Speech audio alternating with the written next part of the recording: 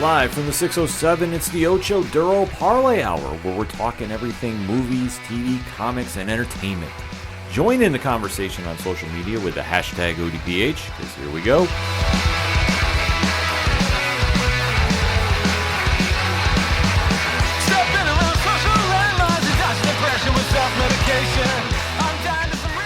What is up, comic book fans? Welcome to FANLIGHT ZONE Presents. I am your host. My name is Rich. Thank you so much for joining us on this YouTube video and podcast airing on the ODPH Podcast Network as well.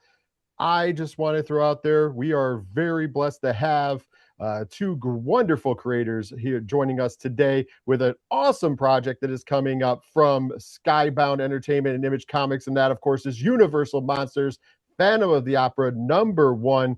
Final order cutoff date is this upcoming Monday, January 26th. So you're going to make sure you get down to the LCS and pick this up. But we're going to tell you more about why you're going to need this book in your hands when it hits on sale on February 25th, because like I said, we're joined by the creators. First of all, we have the artist, you know his work and his amazing work, I should add, from the Department of Truth series, and as well as he's not his first time doing Universal Monsters, as Universal Monsters Dracula, he was the artist on as well. And the writer, you know him from one of my personal favorite horror books of last year and possibly going forward, period. You'll Do Bad Things, of course. Artist Martin Simmonds and writer Tyler Boss. How are you two gentlemen doing today? Good, thank you. Yeah. Good, Rich.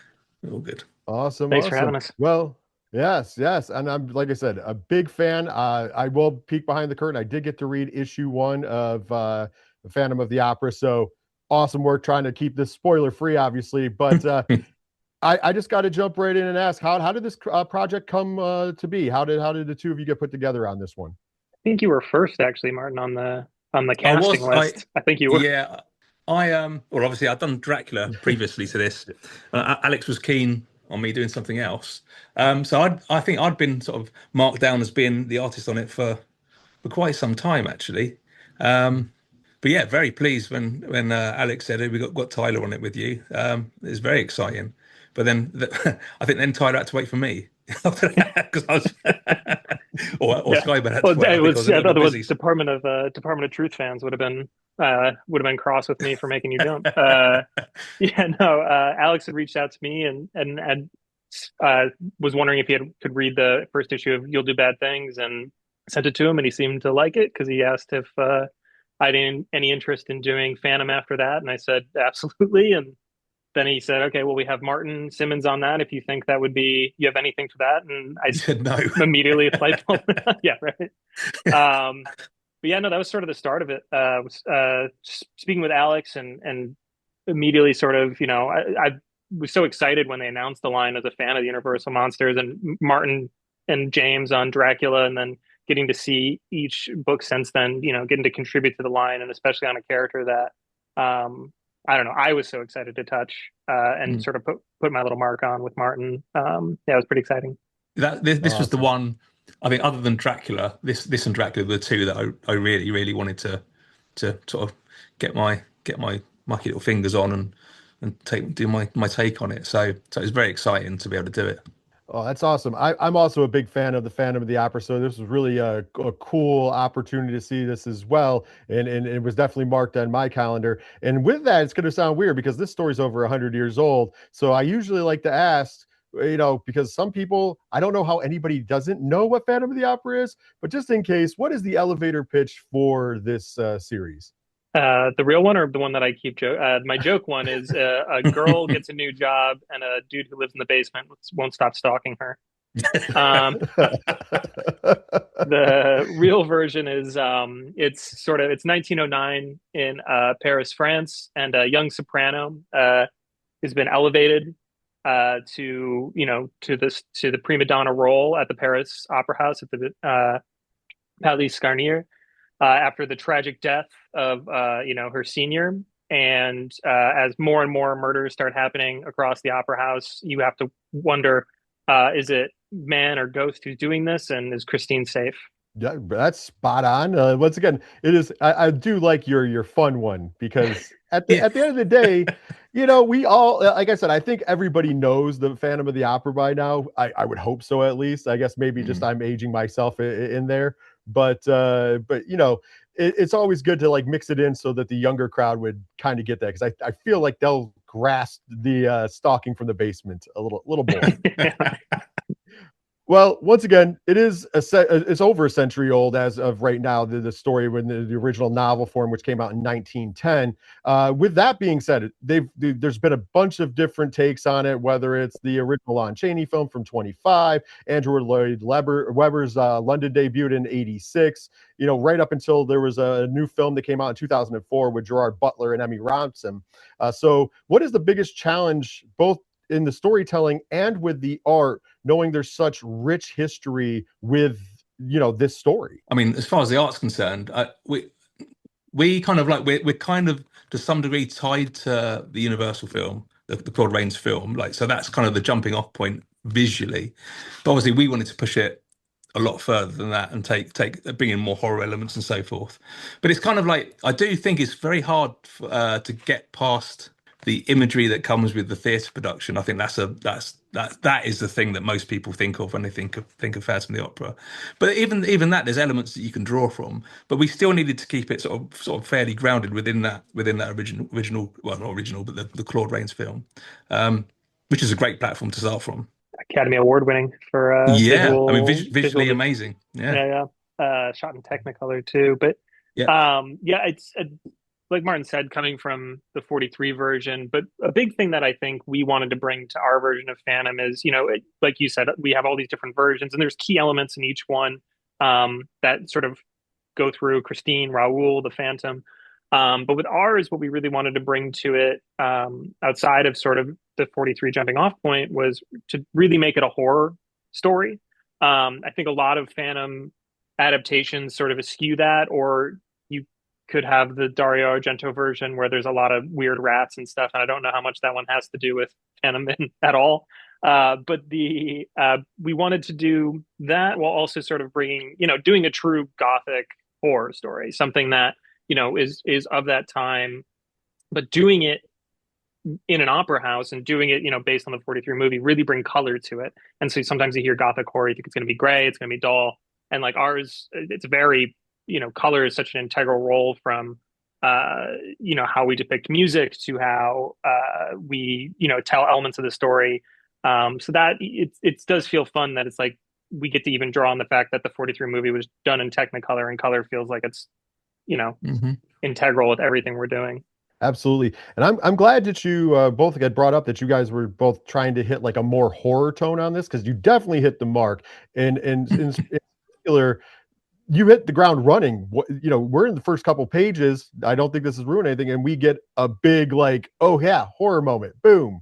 Here it is. How much was that, like, knowing that you wanted to take it in more of a horror area, how much was that important to like get it in there right away and kind of just get the ball running and showing, hey, this is a little different than what you're used to? I think it's integral. Oh, sorry, Martin, you can go. No, I'll go after you. You go first. I think it was integral because it is a thing where, even I think a lot of people, when they hear Phantom, they think of the musical. And so they think it's going to be this sort of foppy romance story. And there's romance elements to our book, and but no, it's important to show, like off the bat, 5 pages in, this is the type of story that you're in for.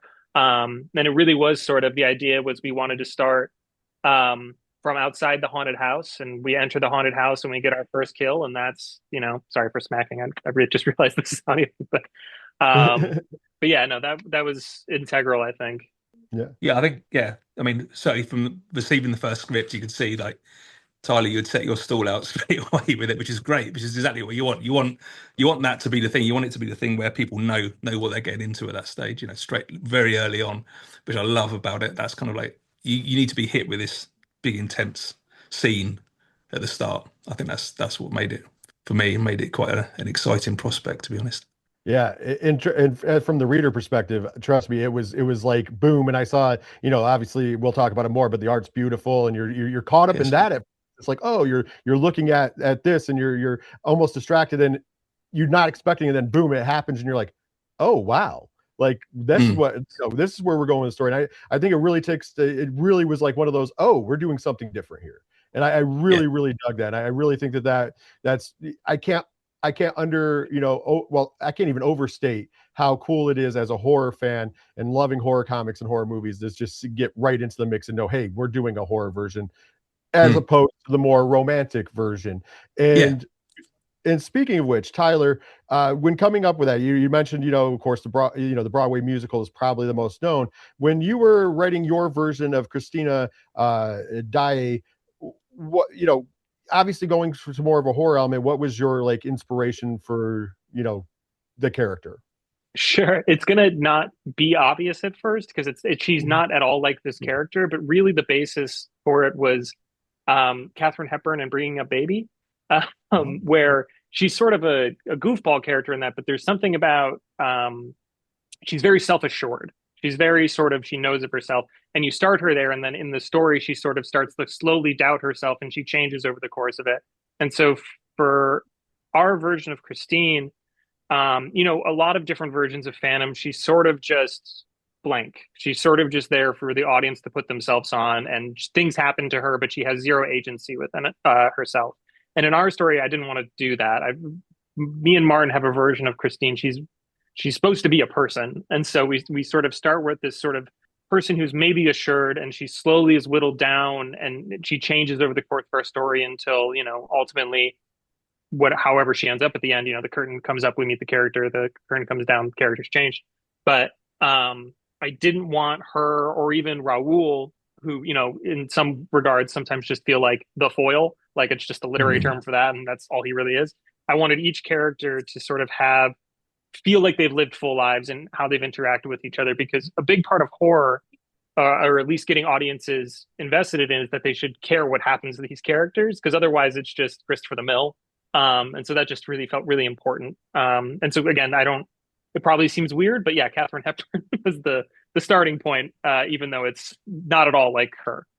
No, it seemed perfect to me, because actually, as we were talking about, I was thinking, like, in the terms of like horror, it definitely feels Final Girl-esque. And like I said, it's hard not to give anything away, but without giving anything away, there is a scene where you're in your head, you're saying, you could possibly be in danger, and she's just having a casual conversation, and you're just like, but you could be in danger, right? And it's like that real Final Girl like kind of thing. So hearing that, you kind of like, it's kind of in my head, you think something like Laurie Strode in Halloween, where at the beginning of the story, she's this innocent girl. By the end of the story, she's a hardened survivor. And so it's kind of, I'm not saying it's going to be like that, but it's kind of cool to know that there's going to be the growth there.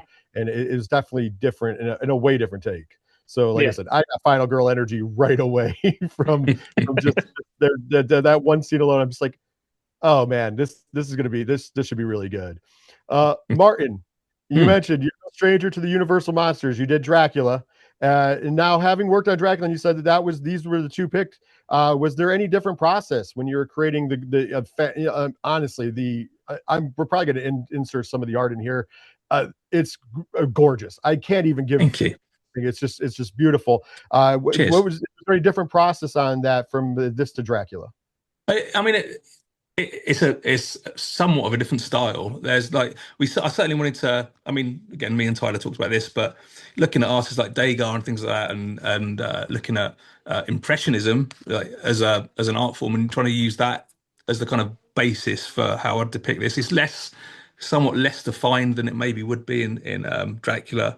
I mean, obviously we use a lot more color in this version as well. It's like all fully painted, so it's like set in one of the most sort of beautiful settings it could be setting. So it's like there's lots of great architecture, lots of bold colors, lots of gold and things. So it's, from that point of view, it's very different. Like in Dracula, we used color sparingly and brought that in to depict certain things. But there's color there all the time. But certainly with the way we depict music and things like that, when the colours are sort of enhanced and brought in and made much bolder. So that's kind of a constant throughout the whole book, as opposed to Dracula. But there's certain elements that I experimented with in Dracula, like collage and things like that, which also appear in Phantom. So there's some things that have been brought across. I mean, it's always gonna look like my style, whatever we do with it. But yeah, I definitely didn't just want to replicate the style that was in Dracula. I needed to look somewhat different to that. Oh yeah, it definitely hit the mark, because it definitely looks different. Thank you. And I think that, again, I was saying before that the juxtaposition, that contrast between the horror elements with the Phantom and the setting that it's in and so forth, that enhances the horror. Sort of, you can have beauty within horror as well, but the beauty of the surroundings really push that. That elements when you see the Phantom, it really pushes that horror element of that. Yeah, contrasts always good. Oh, absolutely. Like I said, just looking at it, there was like a lot of different things and seeing a lot of different things going on. I thought it was really, really neat. And Cheers. like it's just beautiful, like going across the whole like page and everything. And you could just I literally was like, you could take a piece of this out, hang it on your wall, and it'd be fine art. Oh, thank you. Cheers. Like just Very throwing it kind. out there. Thank you. Cheers. So thank you. For both of you, we know whenever doing like stories and you're writing, you're writing and drawing, you get drawn to characters and you put them in your own bubble, and some of them you like more than others. Was there any character for both of you that as you went through the story, your feelings changed on them, whether for better or for worse, where you're like, oh, I really love doing, like I didn't really love this one, now I kind of, or vice versa? There's a character in the book. I might pronounce this wrong. It's either, is it Gigi or Gigi? It's Gigi, I would have thought. Gigi, yeah. Yeah, like that character for me, like straight away, I knew I was going to love drawing that character. Like it's just like with this costume with the green costume with the horns and stuff. All of that was great. Yeah. I know he's kind of He's, like, he plays Mephistopheles, doesn't he? Yeah, Yeah, Mephistopheles. Yeah. So that was great. That was like that's right up my street. So that was fun to paint. Yeah, I love characters like that. It's good. Yeah, I mean, writing wise, the Alex had to really rein me in. There's a scene in the first issue when Raoul and Christine first meet each other, and I think I probably had about 6 pages of dialogue of them going back and doing things where our wonderful editor Alex Anton was like, "It's not that it's bad dialogue, Tyler, but you got to leave room so that Martin can paint something." And so, no, the relationship between Christine and Raoul was really, really fun to write. And honestly, their relationship and the Phantom and Christine's relationship and where they sort of end up by the time we get to where the curtain's going to come down again. I was surprised where certain characters wound up. I sort of knew my intent for them, but there was certain parts that, in going through the story and writing it, that I was surprised the sort of turn some characters take. And the other thing for me, obviously, Christine, when her singing moments, so those vocal moments are things that for me were a real challenge.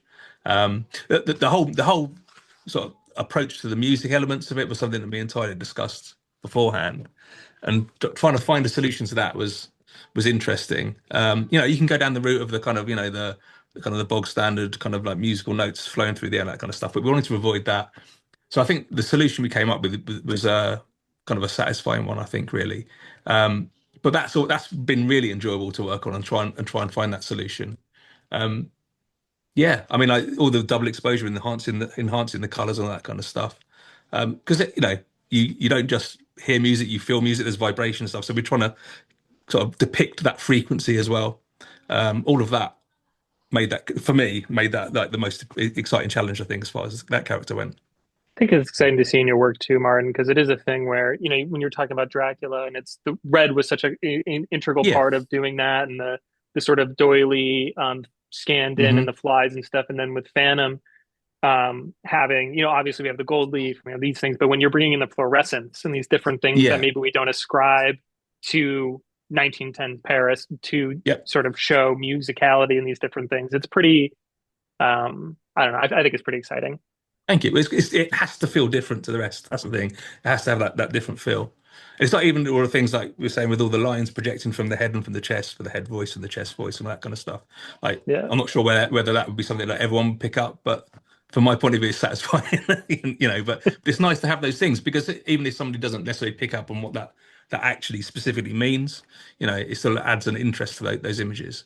Right on. It's for sitting outside, I want a kind of fantasy book here a little bit. And we know, Martin, you've done Dracula and now Phantom of the Opera for this Universal Monsters project. Tyler, this is you just doing Phantom.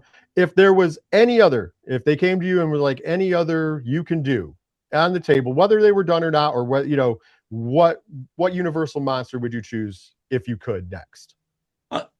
I don't know if this is actually, is it a universal, but some sort of Jekyll and Hyde book would be great. I think that would be awesome.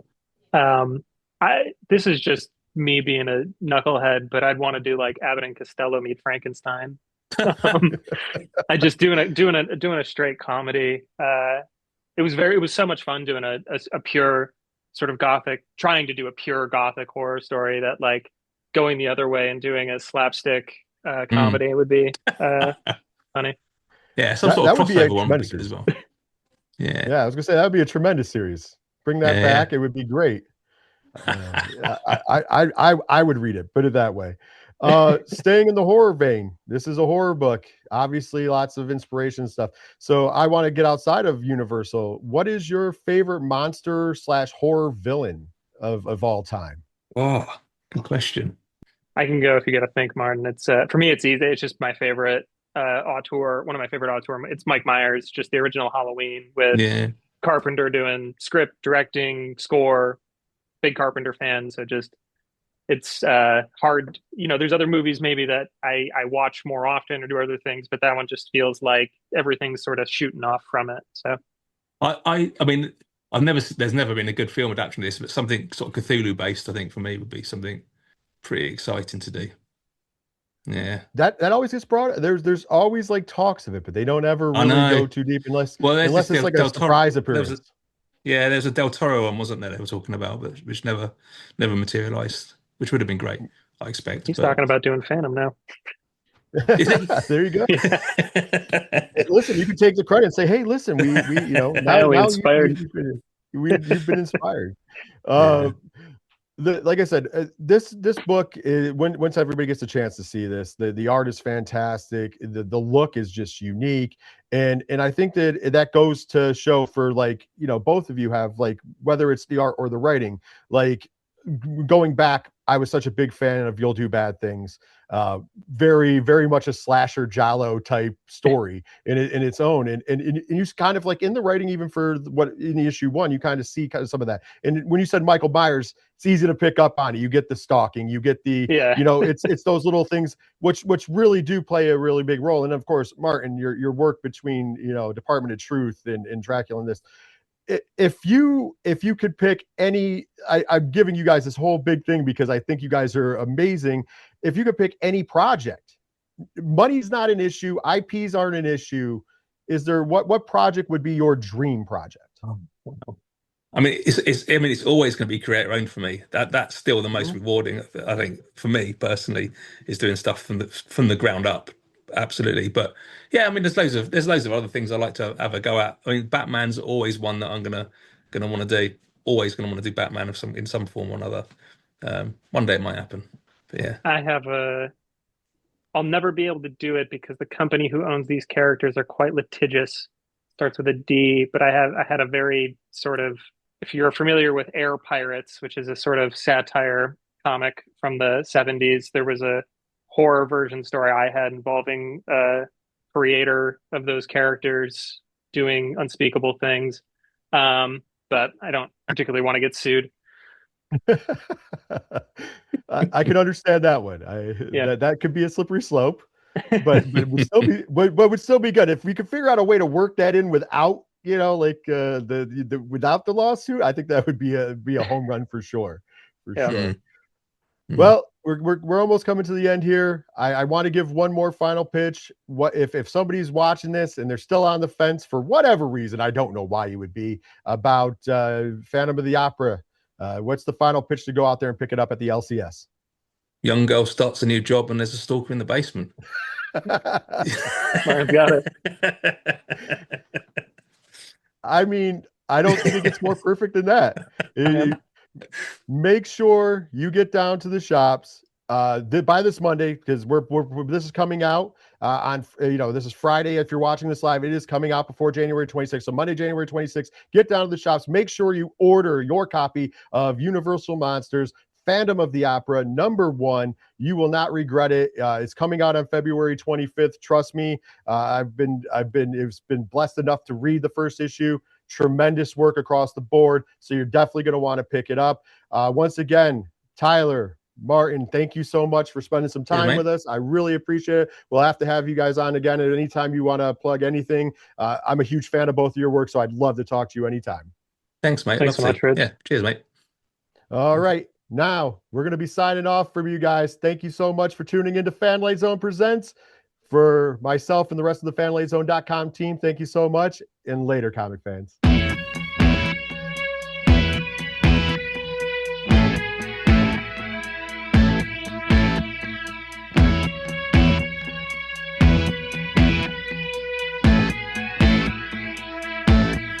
It's such waste of time, swiping left and swiping right on people you could know. Cause anyone who's worth a damn be worth way more than a picture could ever show. You could find the right light, find the right angle, and never find your soul. And it can feel like a losing battle, and this plot is full of holes. This modern way of finding love just makes me feel so alone. And I can't be the only one sick of staring at my phone. So look up, talk to me, a better way to spend our energy. Just look up, talk to me. We don't have to float alone on the open sea. Don't know that I believe in the old time fable. Everyone has just one true love. All I know is you're across this table, and you're all I'm thinking of. So look up, talk to me, a better way to spend our energy. Just look up, talk to me. We don't have to float alone on the open sea.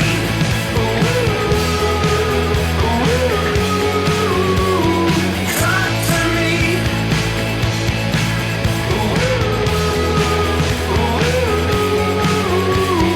Talk to me. It's such waste of time, swiping left and swiping right on people you could know.